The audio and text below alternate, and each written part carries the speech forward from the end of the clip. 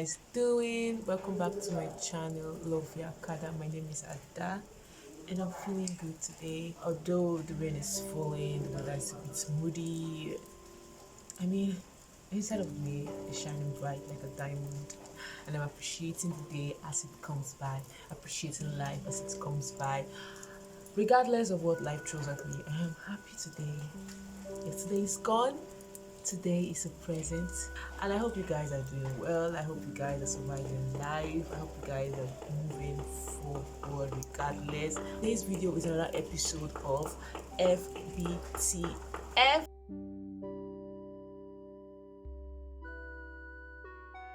Yeah, last episode we talked about little fires everywhere and the question he tried to answer, which was about a year ago. A year ago, which was about the same time I started my YouTube channel. A lot has happened. I'm at 100 subscribers, hoping to get to that 1K. So I think it is time for you guys to subscribe to my channel. Clicking that red button. Yeah.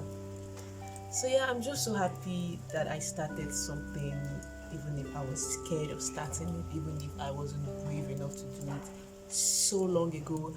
But I did it, and it's almost a year, and I'm glad that I'm still doing it, thankfully, even as much as there's some factors that are just trying to, but I'm surviving, right? So yeah, check out the last episode, Fires Everywhere, and the question I tried to answer. I talked about motherhood and as it relates to societal issues like racism, classism, and a whole lot of other things. Check it out, there's a lot of discussion there. Yeah, check my playlist, and you can check other playlist. I know that my FBTF series, just one episode, which is kind of Are you serious? yeah, there are a lot of book adaptations out there, and I haven't been making videos on it. Like, why? Kissing Booth, To All the Boys I've Ever Loved Before, Behind Her Eyes, Bridgerton. There are a whole lot of books out there that have been adapted into films, and I haven't done an episode on it.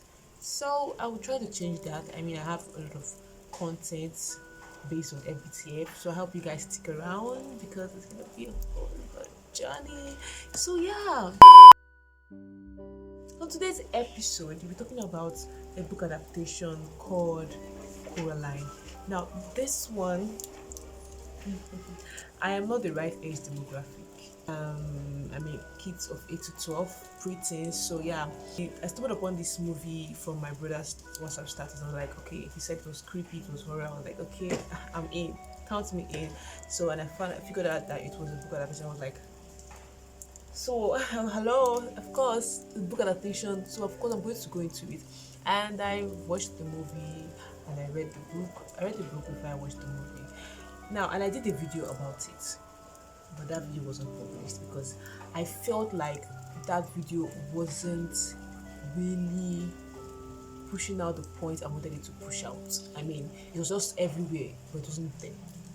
So I had to keep that video aside. I decided to make a new video after I have watched the movie again, read the book again, did some Google research, and I came up with a lot of other things that I quite missed out.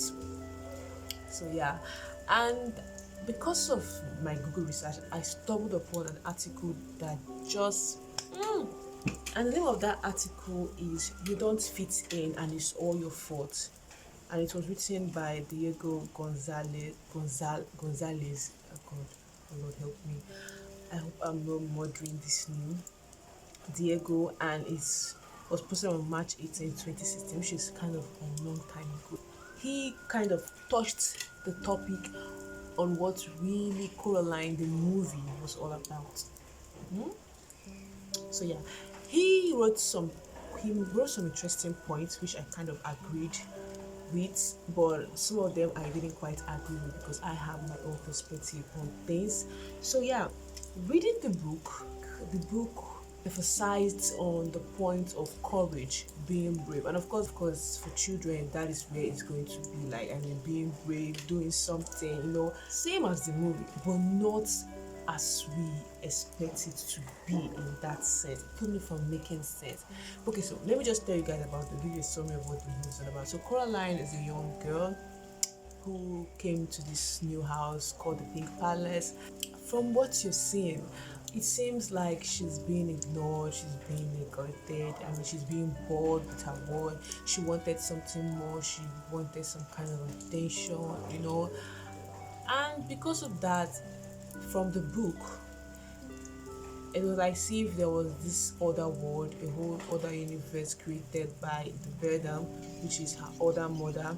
You know, this world was all that she ever dreamed of, a fantasy, something good, all the food she wants to eat, all the beautiful things in this world was just it. And yeah, so she went into this world and hello, everything was just the same, but it was more like everything. She wasn't being ignored. This is where she wanted to be. I mean, like, hello.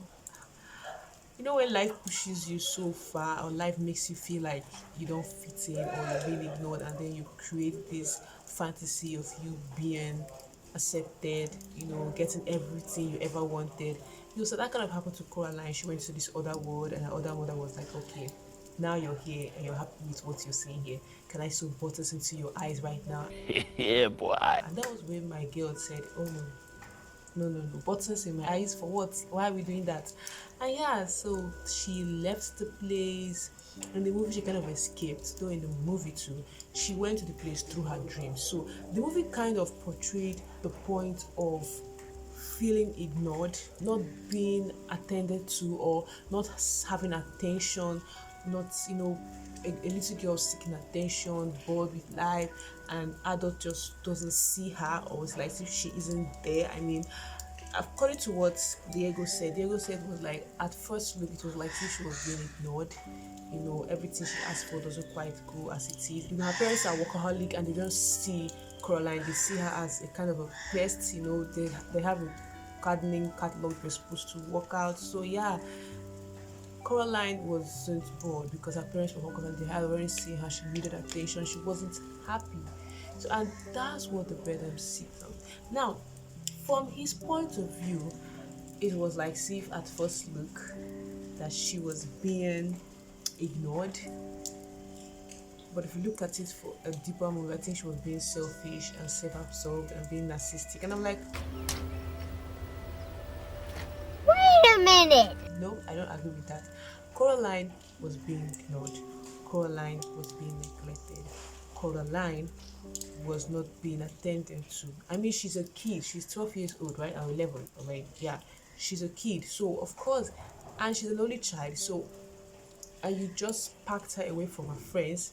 You sent her away from her friends, away from her school, who she has known, and you brought her to this new place. Of course, she's going to be bored. Of course, she wants to seek some familiarity. So yeah, and don't get me wrong, don't get me wrong. I have proof of why I say yes, she was being ignored. I'm not a big fan of Coraline's parents. I mean, like, what the hell? When they first packed into the house and Coraline went exploring and the rest of it, and she went to the garden or to this old well, and she almost fell into it where she met YB. YB was not in the book after all. YB is a new character introduced into the book, and she met the cat, and you know they had a little bit of chit chat. So yeah, and she came back home and she told her mother that I almost died. I almost fell into a well. And I was like, I almost fell down a well yesterday, Mom. I would have died. That's nice.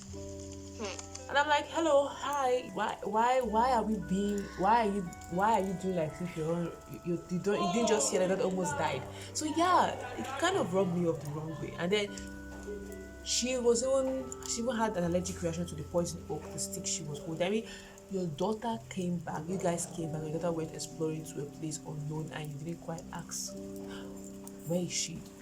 Maybe it's a movie I'm projecting here, but hello, people of God, what? I mean, you're supposed to be attentive to know that, okay, she had an allergic reaction to a poison oak. You're supposed to be attentive, you're supposed to be, oh, what happened to your hand? But none of that happened. So I don't think Coraline was being self-absorbed or being narcissistic. Maybe at a point she was being, but she's a kid. Kids just wants whatever they can get. And I think in the book they kind of portrayed that point. You don't always get whatever you want, and whatever you wish for, you just have to be careful about it because it could turn out to be a nightmare. So yeah, in as much as the book portrayed that point, I felt like she creating her own constructed fantasy, she creating her own world where she's being listened to, where she's being attended to. I mean, even her neighbors weren't even getting her names right. I mean, and it was like see if her parents were pushing her away. Coraline, why don't you go visit downstairs? I bet those actresses would love to hear your dream. Miss Spink and Forcible? But you said they're dingbats. Mm-hmm. I mean, from the book, they were just in the house for about 2 weeks because of the rain and just the heat. So the neighbors are still quite kind of new to her. The neighbors are still kind of new. I understand, but it was kind of awkward, you know. The father telling her, okay, I want to walk, just go. It didn't quite make sense. So yeah, and the bell damp actually feeds on children, or actually for children who aren't feeling happy or who feel neglected or who aren't happy with their world. So yeah, in as much as Diego from his article was like, okay, she didn't say she was narcissistic.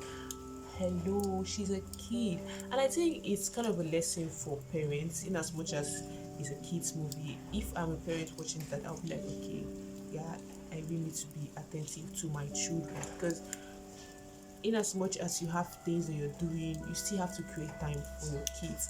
Now, don't get me wrong, Coraline's parents aren't all that bad. I mean, they were workaholic, and I could see that the parents were going through some financial constraints. I hope that's what I'm saying. Yeah, you know. And the book didn't quite put out the point of Coraline being ignored by her parents. It was more like, okay, they were workaholic. Okay, you know, there's still some moments where you can say, oh, the parents actually care. They have their moments together. But the movie, it was like, to rub me off the wrong way. And Coraline in the movie was kind of mean-spirited. She had a sharp tongue. She had a smart mouth, if you may. So it kind of rubbed me off the wrong way, because Coraline in the book was kind of kind. She had a kind spirit. She was more accepting to things, unlike in the movie. So it kind of made sense and it took it awkward for me. So yeah, Coraline to me wasn't being self-absorbed, or she wasn't being narcissistic. So, and not from an adult perspective, I can understand, you know, where you decide to create this fantasy where you're being accepted, where you don't fit in. So it's actually a good point of view to look at, especially as adults. That was a children's movie, and you know, but from an adult perspective, I could understand that. Yeah, sometimes life can just make you feel like shit, and you just feel like creating this world that just makes in your head, in your dreams. Yeah, but sometimes be careful what you wish for. It also gets to the point of you can't get everything you ever wanted.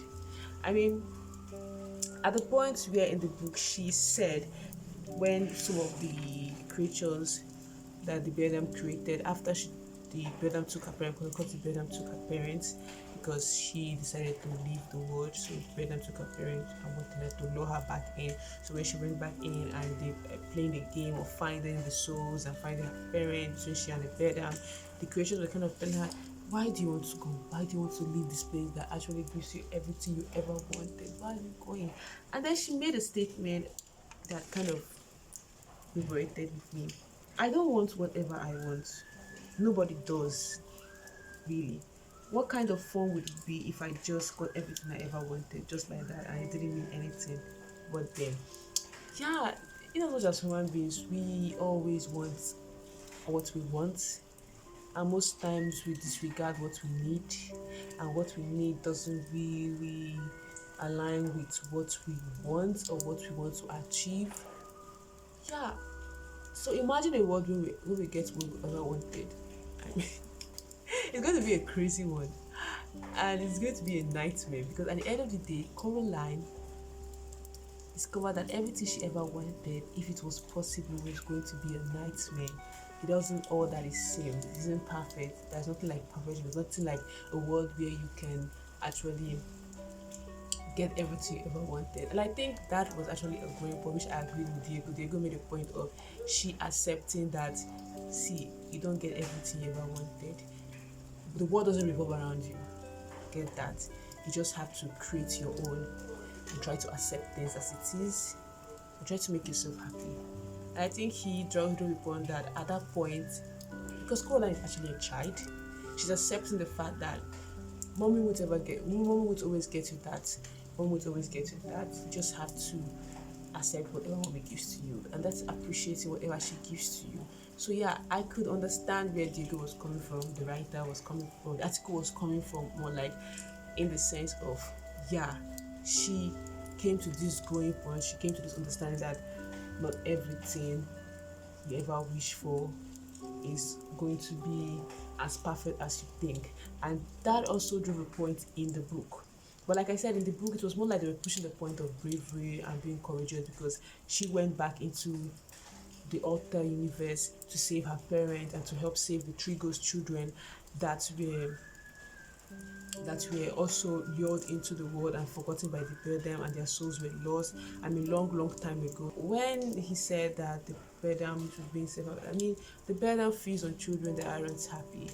And those children, the three ghost children, actually kind of agreed of wanting more and more and more and being greedy about things. Why are you all here? The Beldam.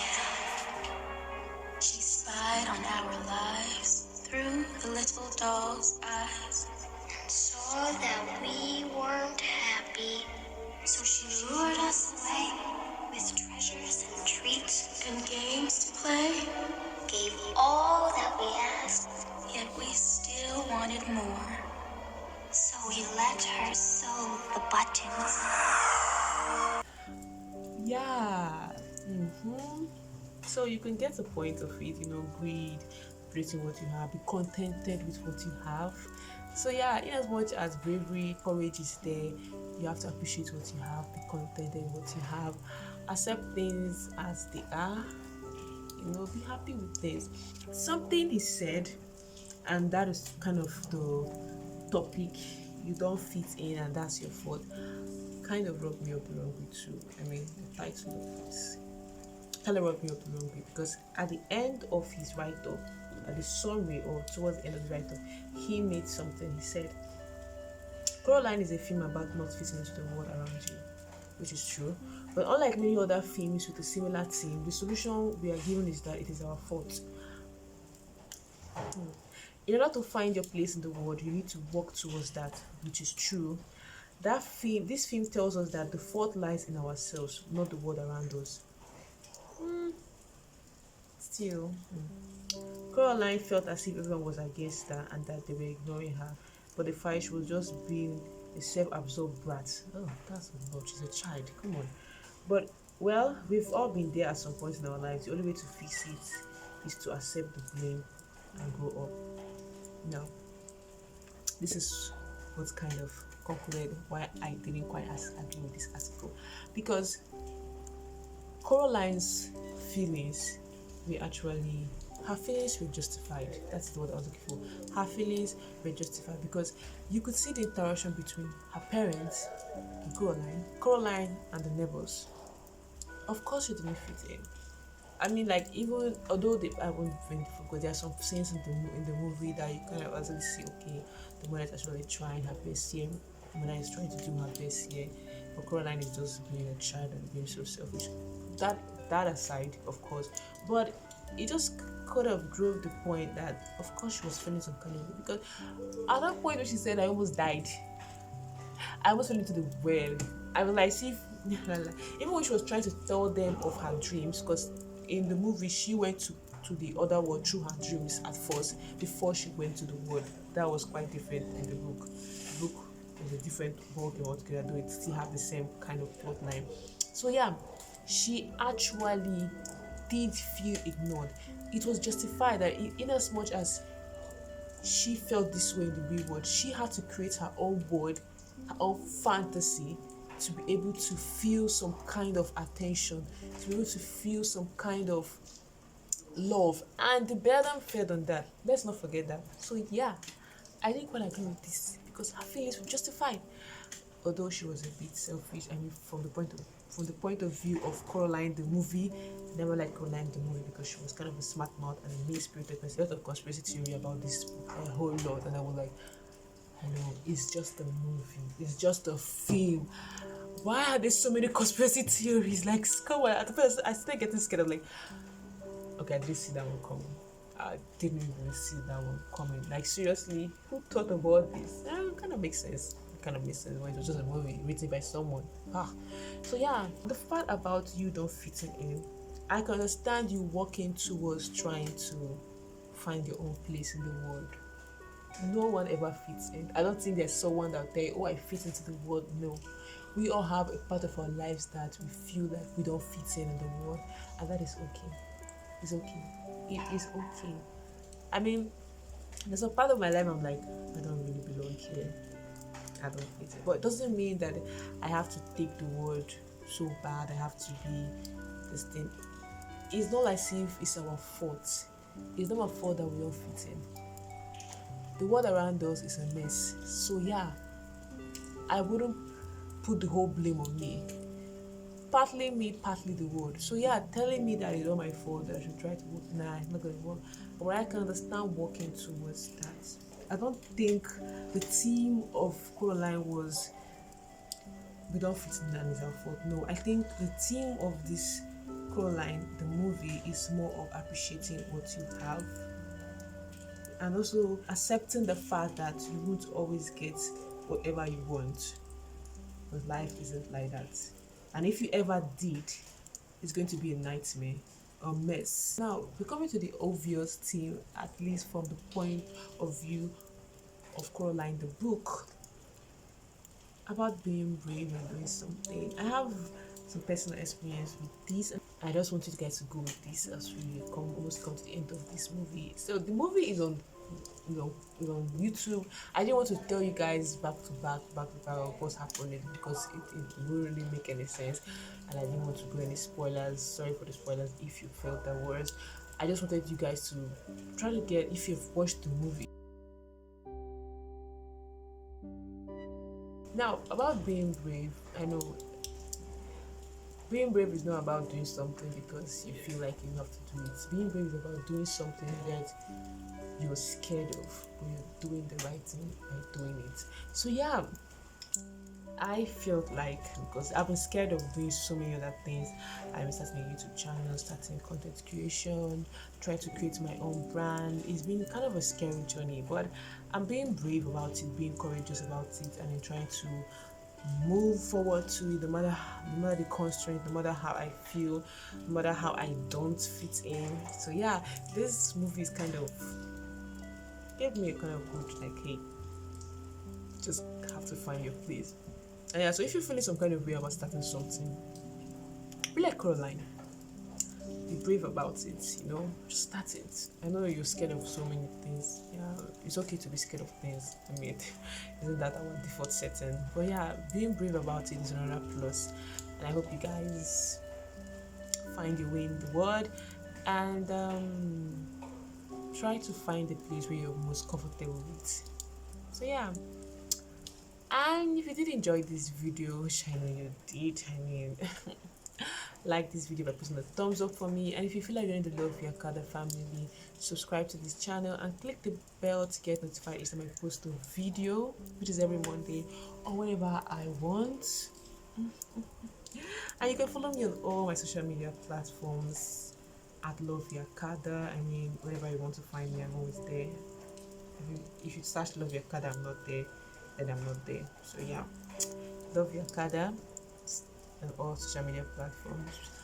See you guys next time. Before you go, do watch this one, the video coming up right now. Yeah, same good. I'll see you guys next time. Bye.